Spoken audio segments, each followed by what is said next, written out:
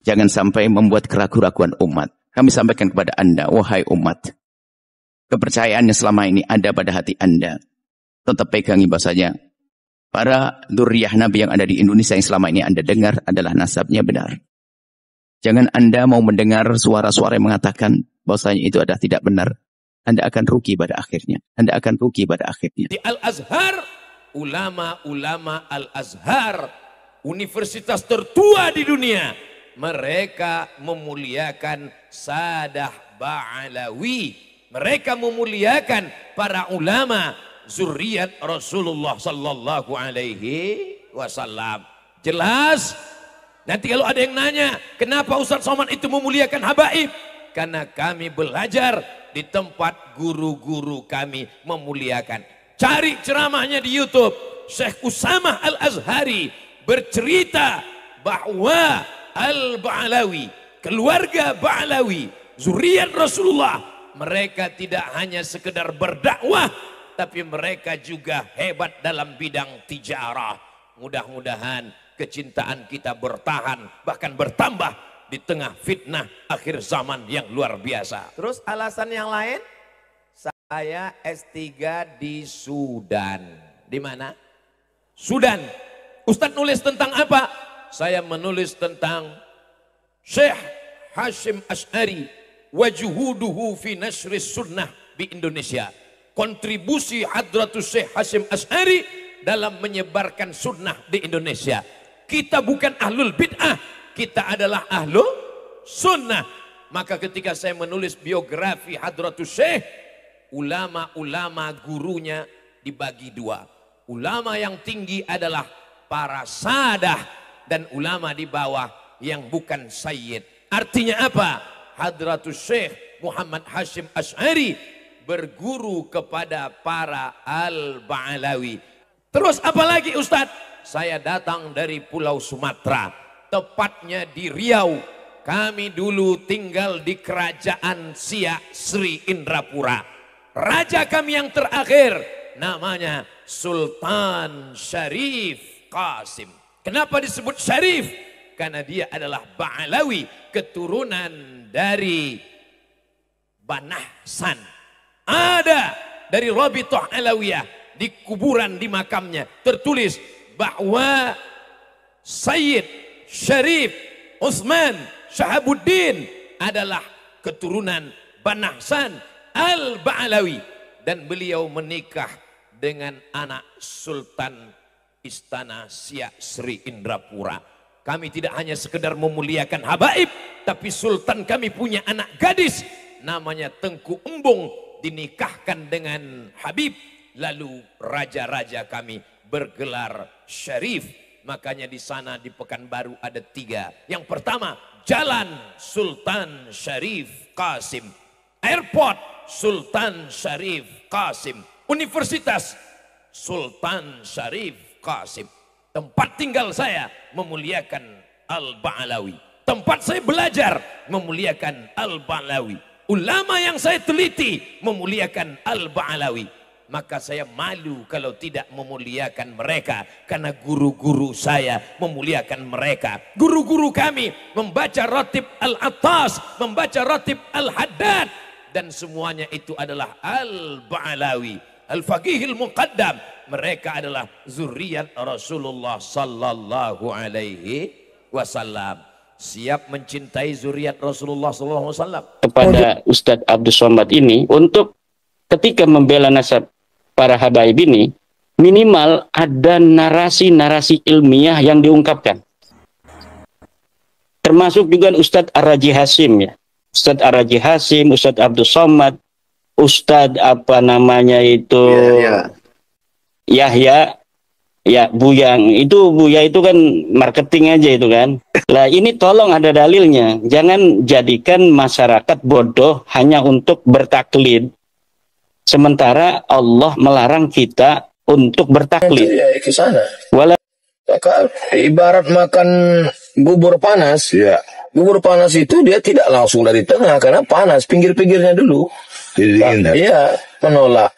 Kalau sudah orang kehilangan kecintaan kepada para habaib, hilang kecintaan pada ulama, hilang mahabbah, Ya lama-lama ketika Islam dihinakan, dia cuek aja. Hati-hati, ini sedang menggerogoti kita. Maka kita tetap mencintai para habaib zuriat Rasulullah. Mencintai dzurriyyah Nabi adalah kewajiban, dan sebetulnya begitu mudah. Jangankan kok dzurriyyah Nabi, umat Nabi saja kalau kita sadar itu umat Nabi, kita susah berbuat zalim kepada umat Nabi, apalagi jika itu adalah dzurriyyah Nabi SAW. Ada masalah dzurriyyah Nabi, dikatakan al-mu'minuna musaddaquna bi ansabihim. Ulama mengatakan sekelompok orang itu kalau sudah mengatakan nasabnya kepada orang tuanya dipercaya. Anda jangan suka ngutak-ngatik siapapun, apalagi ini kisah nasab masa lalu. Ini adalah akhlak adabnya, itu adalah seperti itu. Jadi apa, kalau kita mencari celah, oh mungkin begini, ini bahaya sekali.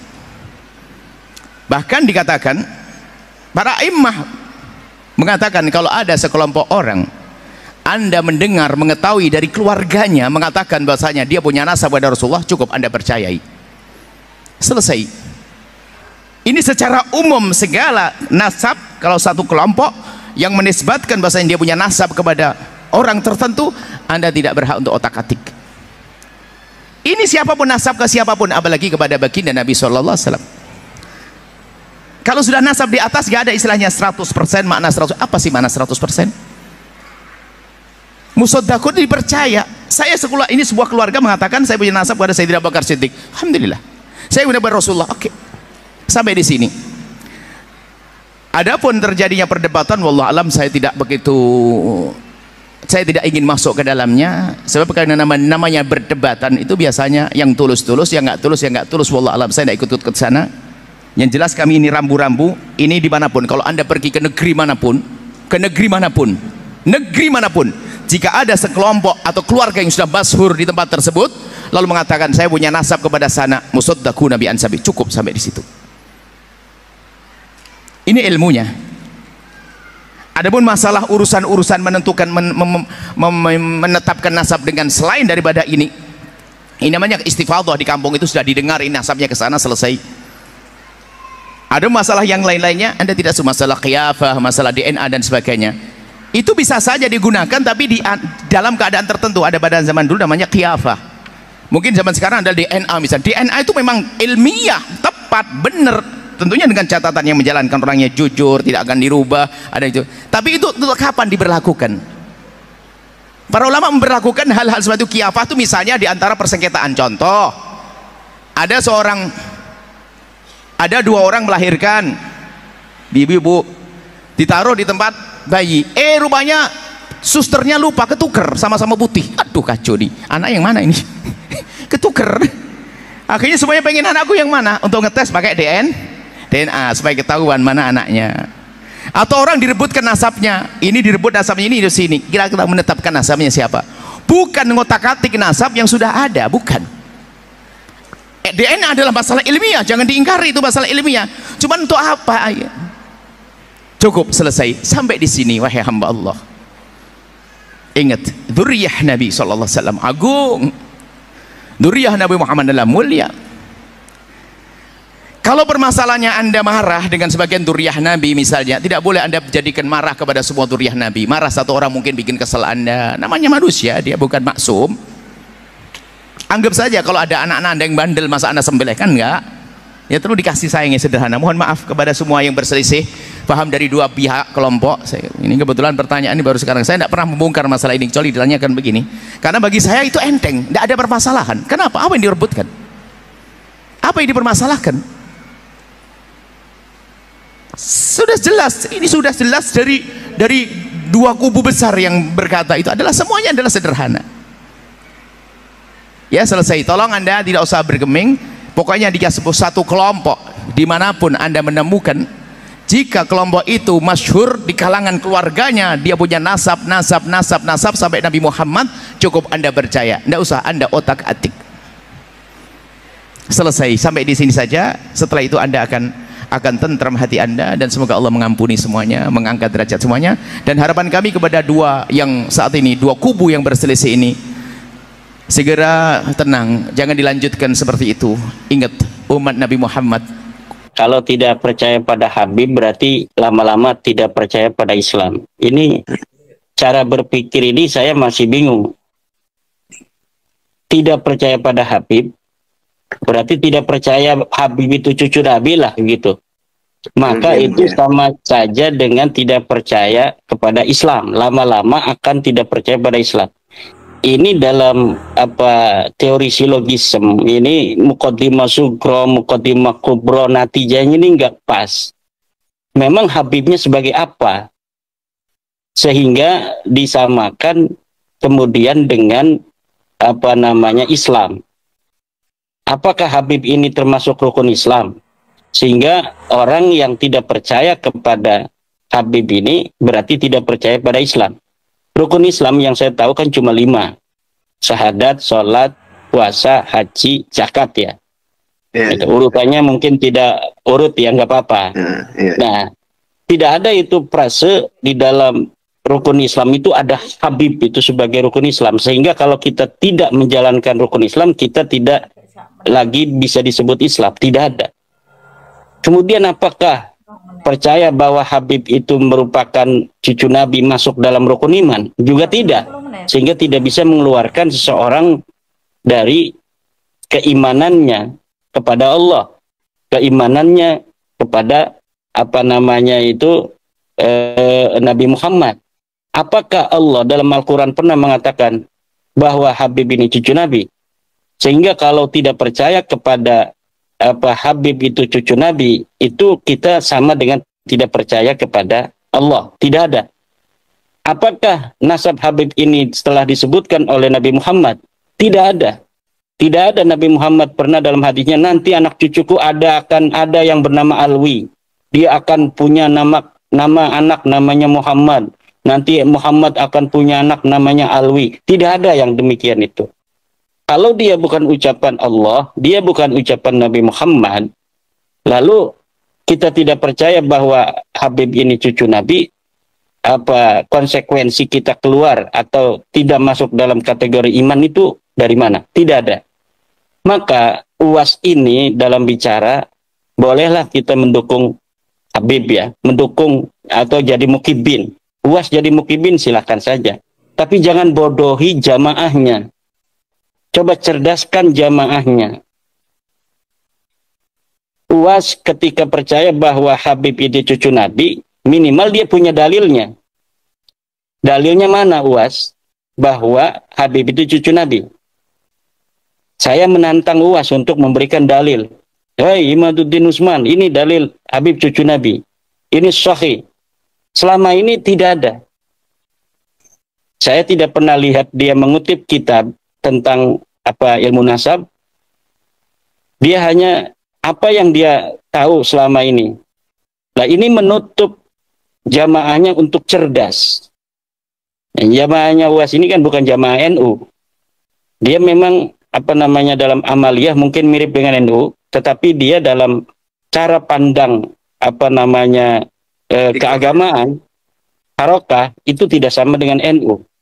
Jamaahnya saja bukan jamaah NU, itu sama dengan para mukibin ustadz-ustadz pendukung Habib itu yang sekarang membela nasab Habib itu sebenarnya tidak ada kaitan dengan NU.